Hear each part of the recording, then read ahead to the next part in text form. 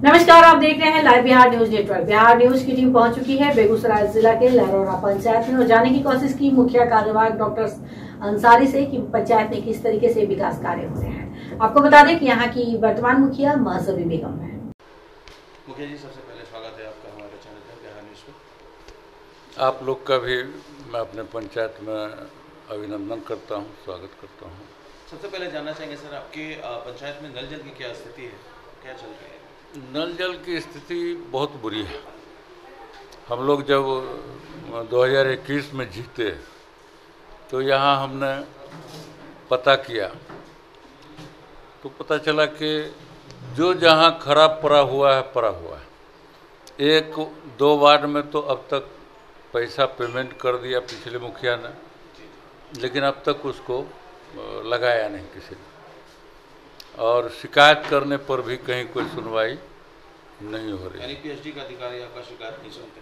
PhD ही नहीं, प्रखंड में, अंचल में कहीं कोई मामला ही गरीबों के लिए सही ढंग से नहीं चल रहा है।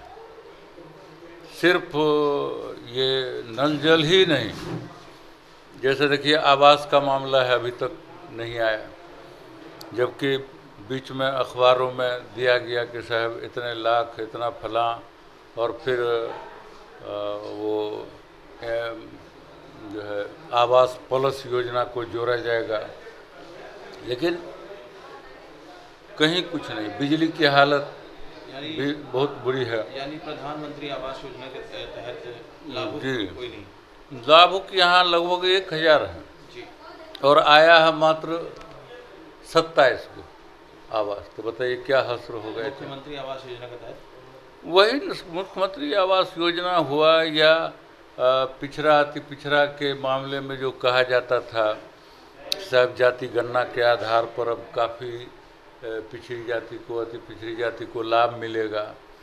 तो हमको लगता है कि बेगूसराय में ये सब इसलिए भी हो रहा है हमारे पंचायत में, क्योंकि ये शुद्ध रूप से 98% यहाँ की आबादी मुसलमानों की, गरीब मुसलमानों की, बीड़ी बनाने वाले लोग सब हैं, दर्जी का काम, टायर पंचर या इसी तरह से।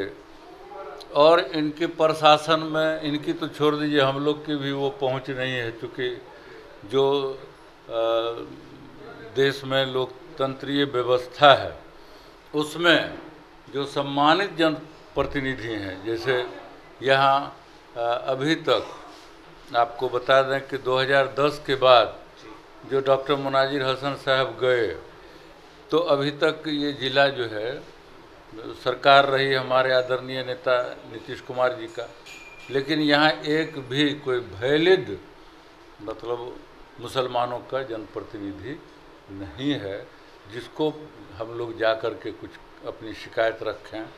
और लोग हैं तो वो बड़े भेदभाव वाले सब हैं, यानी सेकुलर वाले हों या एनडीए वाले लोग हों। एनडीए वाले तो खैर हमारे आदरणीय जो भारत सरकार के मंत्री गिरिराज सिंह हैं, बाज़ाब्ते ऐलान कर दिए कि हम मुसलमानों और यादवों का काम नहीं करेंगे।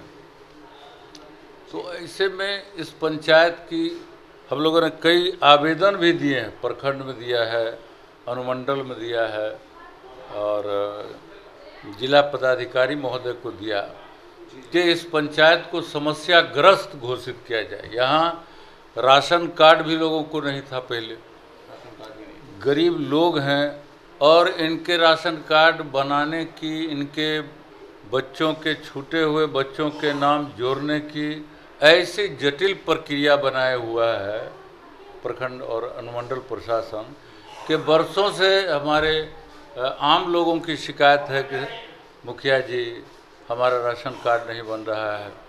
यहाँ ये भी जानना चाहेंगे सर कि आपके पंचायत में शिक्षा का क्या स्थिति है? शिक्षा की हालत बहुत अच्छी नहीं है। जो रेशियो है मुल्क में शिक्षा का, अभी जान लीजिए कि यहाँ के लोगों को हायर एजुकेशन तो सपना ही हो रहा है, जबकि कहा जा रहा है कि ये किया जा रहा है, वो किया जा रहा है। और हमको तो लगता है कि जो राजधानी में पटना में मुस्लिम लीडर सब बने हुए हैं जी, उनको तो ये सब के खबर भी नहीं है। कुछ धार्मिक लोग हैं जो वहाँ हाईजैक किए हुए हैं पार्टियों को, वो लोग वहाँ धर्म के नाम पर नेता सब बन गए हैं, लेकिन ज़मीनी हकीकत का उनको भी कुछ पता नहीं है। पंचायत में स्वास्थ्य की स्थिति कैसे होगी? स्वास्थ्य की स्थिति के लिए अब यहाँ ज़मीन भी नहीं के बराबर है। स्वास्थ्य केंद्र यहाँ अगर अभी 5000 PM आवास कॉलोनी बना दिया जाए तो भी कम पड़ जाएगा। यानी लोग जो कोलकाता की ज़िंदगी है के नीचे ऊपर कबूतर के खाने की तरह ज़िंदगी बसर कर रहे हैं मेरे इस पंचायत के लोग। आपकी पंचायत में स्वास्थ्य केंद्र वगैरह नहीं? स्वास्थ्य केंद्र नहीं है, और समझिए कि यहाँ RTPS चल रहा था, वो भी बंद कर दिया गया। यानी कहीं कुछ लगता ही नहीं है कि हम लोगों का रिश्ता कोई सरकार से है। बेसरोकारी की जिंदगी गुजर रही है हमारे सर। ये बीते 3 साल में 15वीं सिस्टम से कोई कार्य आपके पंचायत में? बहुत कम पुअर फंड आया, जिसका बहुत कम प्रयोग हो सका। लोगों की जो अपेक्षा थी हम लोगों से भी, और एक तरह से समझिए पंचायती राज को तो अपंगु बना दिया गया। यानी इतने सिस्टम दोषी ठहराते हैं केंद्र सरकार? हम तो केंद्र सरकार को इस मामले में दोषी ठहराते हैं कि केंद्र सरकार अनियंत्रण में चला रही है। उनको, उनके माननीय मंत्री जी को कुछ पता नहीं चल रहा है कि हमको देश के लिए करना क्या चाहिए और होता क्या चला जा रहा है। कहीं किसी से आप पूछ लीजिए गरीबों से, तो असंतुष्ट जीवन गुजर रहा है। महंगाई बेलगाम है, कहीं कोई सिस्टम में आ ही नहीं रहा मामला। यानी मूलतः क्या समस्या आप मानते हैं आपकी पंचायत में सबसे जटिल समस्या क्या है आपकी पंचायत? अब तो बताए कि समस्या ग्रस्त है, यहाँ पूरी समस्या में ही पड़ा हुआ है। अब जैसे देखिए, आपको बता देते हैं कि हमने अपने पंचायत से बिहार शताब्दी असंगठित कार्य क्षेत्र कामगार शताब्दी योजना 2011 के तहत 2 साल पहले प्रखंड विकास पदाधिकारी महोदय के यहाँ आवेदन किया था। उसमें नियम है कि जो मृतक हैं उनके आश्रितों को 30,000 रुपया मिला करता था। अब वो आज तक इंक्वायरी करने श्रम परिवर्तन पदाधिकारी नहीं आ रहे, कोई नहीं आया। जब तक वो इंक्वायरी नहीं होगा, अभी इस पंचायत के लगभग 300 बीड़ी मजदूरों का जो आवास योजना की जो UPA 2 सरकार ने दिया था, उसके बाकी पैसे को 12 साल से ये नहीं दे रहे थे केंद्र सरकार के श्रम एवं रोजगार मंत्रालय। तो हमने हाईकोर्ट पटना में PIL कर दिया, जिसका नंबर है 5670/2018। तो 2022 तक में लॉकडाउन लग गया, लेकिन 19 में ही माननीय पटना हाईकोर्ट ने आदेश कर दिया था कि इनकी आधी रकम को पूरा किया जाए जांचोपरांत। लेकिन आज तक वो राशि भी भुगतान नहीं हुआ, जो लगभग करोड़ों रुपया में है। अब एक गरीब आदमी को 12 साल पहले आवास निर्माण के लिए आधी रकम मिले और आधी रकम 12 वर्षों के बाद में मिले, उस समाज का, उस गरीब का क्या हाल होगा आप ही बताइए। बहुत दयनीय। यानी जो बनाया होगा वो भी खत्म हो गया। इंदिरा आवास का रेट हो गया था 2012 में 70,000, 2016 में 1,20,000, वो अब तक वही है। अभी मेरे पड़ोस में आप देखिएगा, इंडियन ऑयल रिफाइनरी की जो कॉलोनी है, उसको देखते हैं तो लगता है कि जैसे यहाँ इंडिया के लोग रह रहे हैं। अब मैं उन्हीं के बगल में राजापुर गांव है, सिंघौल है, पचम्बा है, नागदह है, डुमरी है, या और भी गांव के लोग को देखता हूँ तो लगता है कि भारतीय लोगों का गांव है।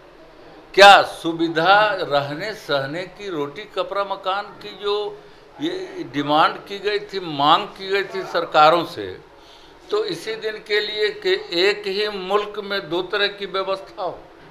गरीबों के लिए सरकारी अस्पताल में सही ढंग से व्यवस्था नहीं। अमीरों के लिए वेदांता अस्पताल है, गरीब के बच्चों के पढ़ने के लिए सरकारी स्कूल में खिचड़ी खा के पढ़ना है, अमीरों के बच्चों को डीएवीपी में पढ़ना है या स्टैंडर्ड एजुकेशन वाले जगह में पढ़ना है। यानी सरकार में और सरकार में रहने वाले लोगों को कोई अंदाज़ा नहीं लग रहा है कि हम क्या करें। कुल मिला के समस्या ही समस्या है आपके। हम मेरे पंचायत की हालत तो मैंने बताया कि इतनी दयनीय है कि मन नहीं करता है कि हम इस पंचायत का मुखिया बने रहें, मन करता है त्याग पत्र जी। तो अब आप लोग हैं, देश के चौथे स्तंभ हैं। देश में देख रहा हूँ कि हमारे बहुत सारे एंकर्स जो हैं महोदय, वो सरकार की तारीफ गिनवाने में लगी हुई है। यहाँ अभी देख लीजिए, अभी एक कैंप हम लगवाए हुए हैं निजी क्लिनिक के चिकित्सक महोदय को मैंने, जनाब SM हैदर साहब हैं, उनसे अनुरोध किया। अभी वो देख रहे थे तो हमको बता रहे थे कि आपके पंचायत में तो ये लोगों को पता ही नहीं कि मुझे बीमारी क्या है, जिए जा रहा है। अगर यहाँ ढंग से बड़े अस्पतालों, बड़े डॉक्टरों की शिविर का आयोजन करवावें तो हम समझते हैं कि 25% लोग जो है यहाँ के गरीब लोग भयंकरांत रोगों से ग्रसित नजर आएंगे। अब अभी जो इलाज व मुआवजे की व्यवस्था है, आप निजी अस्पतालों में चले जाएं, एक दिन जाएंगे, दूसरे दिन जाने की कोई बात नौबत ही नहीं आएगी, क्योंकि उनके जेवर गहने सब बिक जाते हैं, घर मकान बंधक रखे जाते हैं एक दिन के इलाज में।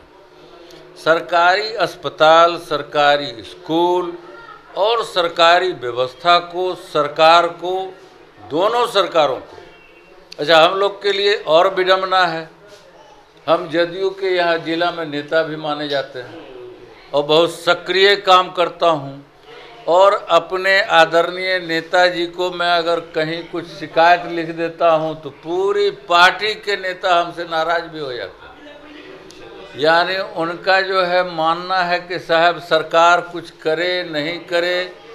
अच्छा, विपक्ष देश में अब सब सरकारें में आने की तैयारी में लग गए हैं, इस पार्टी को जोड़ो, इस पार्टी को छोड़ो, इससे तालमेल करो, इससे, तो इससे जनता जो है, गरीब लोग यानी आटे की चक्की के तरह पिसा गया है और अमीरों की बल्ले बल्ले है।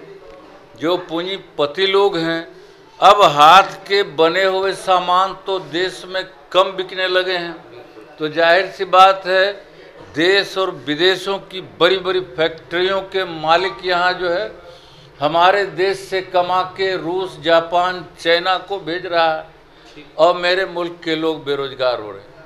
सरकार को बेरोजगारी पर भी ध्यान देना होगा, सरकार को स्वदेशी चीज़ों के बिकने पर ध्यान देना होगा, सरकार को अच्छी फसल तैयारी करने के लिए किसानों को, मजदूरों को, इन सब को सुविधा से लैस करना होगा। सरकारें कर क्या रही हैं? ठीक है मित्रा जी, सरकारें कर क्या रही हैं हम बता देते हैं आपको। सरकारें शहरों को सुंदर बनाने के फिराक में लगी हुई, जो पेट्रोल का, रेल का, टेलीफोन का, हवाई जहाज का, सेल टैक्स का, सिगरेट और बीड़ी की कंपनियों से जो टैक्सेशन के रकम को गरीबों की स्वास्थ्य और शिक्षा पर लगाया जाता, उसे सरकार एल्युमिनियम के और शीशे के खूबसूरत पुलों में लगा रही है, मेट्रो बना रही है, ताकि शहरों के अमीर आदमी नाराज नहीं हों। अब वोट देता है मुल्क में सरकार बनाने के लिए गरीब आदमी, इधर गरीबों को भी परेशानी है और उधर अमीरों को भी परेशानी है।